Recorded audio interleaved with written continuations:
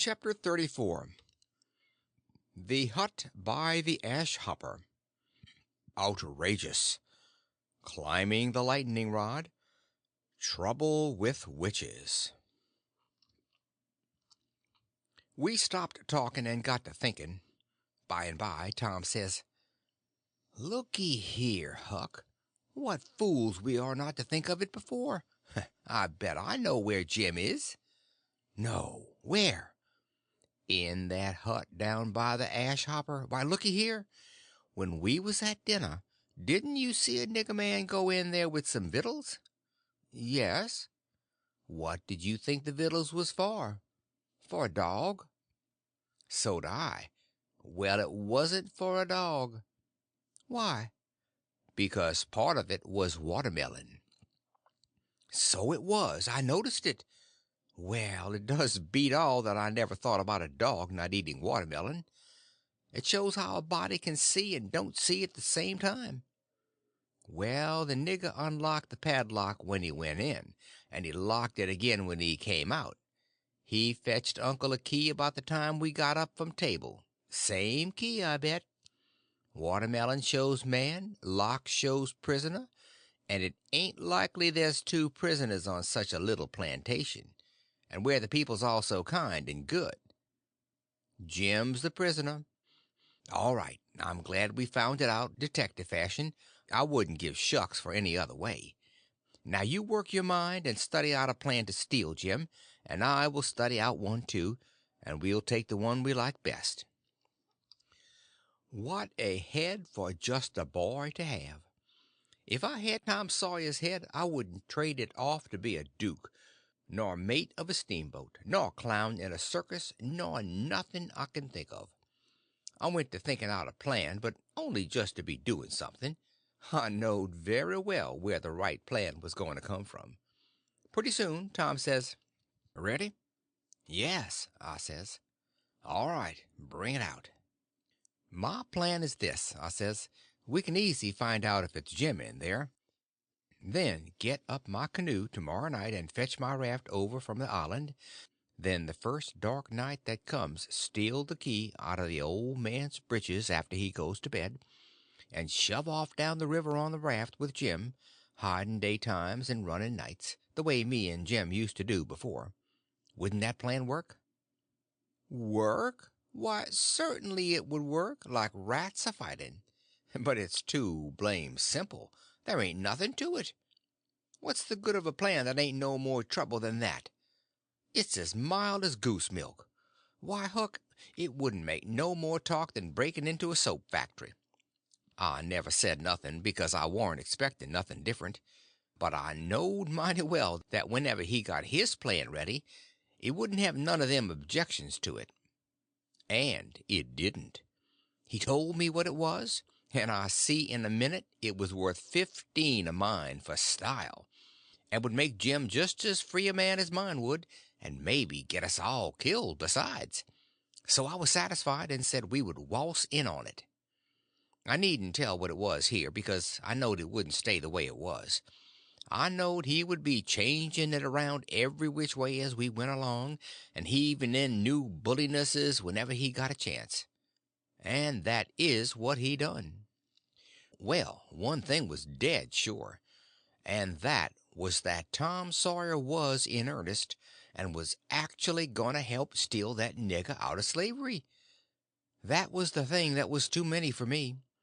Here was a boy that was respectable and well brung up, and had a character to lose, and folks at home that had characters, and he was bright and not leather-headed, and knowing and not ignorant, and not mean but kind, and yet here he was, without any more pride or rightness or feeling than to stoop to this business and make himself ashamed, and his family ashamed before everybody.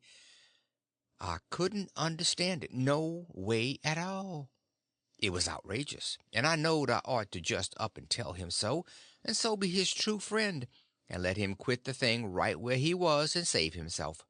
And I did start to tell him, but he shut me up and says, "Don't you reckon I know what I'm about? Don't I generally know what I'm about?" "Yes." Didn't I say I was going to help steal the nigger? Yes. Well, then. That's all he said, and that's all I said. It warn't no use to say any more, because when he said he'd do a thing, he always done it. But I couldn't make out how he was willing to go into this thing, so I just let it go, and never bothered no more about it. If he was bound to have it so, I couldn't help it. When we got home the house was all dark and still, so we went on down to the hut by the ash hopper for to examine it. We went through the yard so as to see what the hounds would do. They knowed us, and didn't make no more noise than country dogs is always doing when anything comes by in the night. When we got to the cabin we took a look at the front and the two sides, and on the side I warn't acquainted with, which was the north side, we found a square window hole up tolerable high, with just one stout board nailed across it. I says, "Here's the ticket. This hole's big enough for Jim to get through if we wrench off the board." Tom says, "It's as simple as tic-tac-toe, three in a row, and as easy as playing hooky. I should hope we can find a way that's a little more complicated than that, Huck Finn." "Well, then," I says, "how'll it do to saw him out, the way I done before I was murdered that time?" "That's more like," he said. "It's real mysterious and troublesome and good," he says. "But I bet we can find a way that's twice as long. There ain't no hurry. Let's keep on looking around." Betwixt the hut and the fence on the back side was a lean-to that joined the hut at the eaves, and was made out of plank. It was as long as the hut, but narrow, only about 6 foot wide. The door to it was at the south end, and was padlocked. Tom he went to the soap kettle and searched around, and fetched back the iron thing they lift the lid with. So he took it and prized out one of the staples. The chain fell down, and we opened the door and went in and shut it and struck a match, and see the shed was only built against a cabin, and hadn't no connection with it, and there warn't no floor to the shed, nor nothing in it but some old rusty played out hoes and spades and picks and a crippled plow. The match went out, and so did we, and shoved in the staple again, and the door was locked as good as ever. Tom was joyful. He says, "Now we're all right. We'll dig him out. It'll take about a week." Then we started for the house, and I went in the back door. You only have to pull a buckskin latch string. They don't fasten the doors. But that warn't romantic enough for Tom Sawyer. No way would do him but he must climb up the lightning rod. But after he got up halfway about 3 times, and missed fire, and fell every time, and the last time most busted his brains out, he thought he'd got to give it up. But after he was rested he allowed he would give her one more turn for luck, and this time he made the trip. In the morning we was up at break of day, and down to the nigger cabins to pet the dogs and make friends with the nigger that fed Jim, if it was Jim that was being fed. The niggers was just getting through breakfast and starting for the fields, and Jim's nigger was piling up a tin can with bread and meat and things, and whilst the others was leaving the key come from the house. This nigger had a good-natured, chuckle-headed face, and his wool was all tied up in little bunches with thread. That was to keep the witches off. He said the witches was pestering him awful these nights, and making him see all kinds of strange things, and hear all kinds of strange words and noises, and he didn't believe he was ever witched so long before in his life. He got so worked up, and got to running on so about his troubles, he forgot all about what he'd been going to do. So Tom says, "Who's the vittles for? Going to feed the dogs?" The nigger kind of smiled around gradually over his face, like when you heave a brickbat in the mud puddle, and he says, "Yes, Mars Sid, a dog. Curious dog, too. Does you want to go and look at him?" "Yes." I hunched Tom and whispered, "You going right in there in the daybreak? That warn't the plan." "No, it warn't, but it's the plan now." So, drat him, we went along, but I didn't like it much. When we got in we couldn't hardly see anything, it was so dark.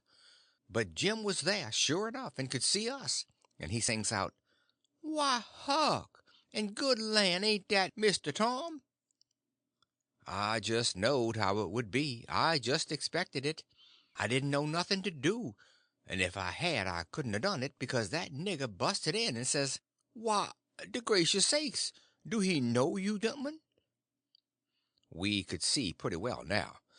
Tom he looked at the nigger steady and kind of wondering, says, "Does who know us?" "Why, dis yer runaway nigger." "I don't reckon he does, but what put that into your head?" "What put it there? Didn't he just this minute sing out like he knowed you?" Tom says in a puzzled up kind of way, "Well, that's mighty curious. Who sung out? When did he sing out? What did he sing out?" And he turns to me perfectly calm and says, "Did you hear anybody sing out?" Of course there warn't nothing to be said but the one thing, so I says, "No, I ain't heard nobody say nothing." Then he turns to Jim and looks him over like he never see him before, and says, "Did you sing out?" "No, sir," says Jim. "I hain't said nothing, sir." "Not a word?" "No, sir, I hain't said a word." "Did you ever see us before?" "No, sir, not as I knows on." So Tom turns to the nigger, which was looking wild and distressed, and says, kind of severe, "What do you reckon's the matter with you, anyway? What made you think somebody sung out?" "Oh, it's the dad blame witches, sir, and I wisht I was dead, I do. Dey's allers at it, and dey do most kill me. Dey scares me so. Please don't tell nobody about it, sir. Oh, Mars Silas, he'll scold me, 'cause he say there ain't no witches. I just wish to goodness he was here now. Then what would he say? I just bet he wouldn't find no way to get around it this time. But it's allers just so. People that's sot stays sot. They won't look into nothing and find it out for themselves. And when you find it out and tell them about it, they don't believe you." Tom give him a dime and said we wouldn't tell nobody, and told him to buy some more thread to tie up his wool with, and then he looks at Jim and says, "I wonder if Uncle Silas is going to hang this nigger. If I was to catch a nigger that was ungrateful enough to run away, I wouldn't give him up, I'd hang him." And whilst the nigger stepped to the door to look at the dime and bite it to see if it was good, he whispers to Jim and says, "Don't ever let on to know us, and if you hear any digging going on nights, it's us. We're going to set you free." Jim only had time to grab us by the hand and squeeze it. Then the nigger come back, and we said we'd come again sometime if the nigger wanted us to, and he said he would, most particular if it was dark, because the witches went for him mostly in the dark, and it was good to have folks around then.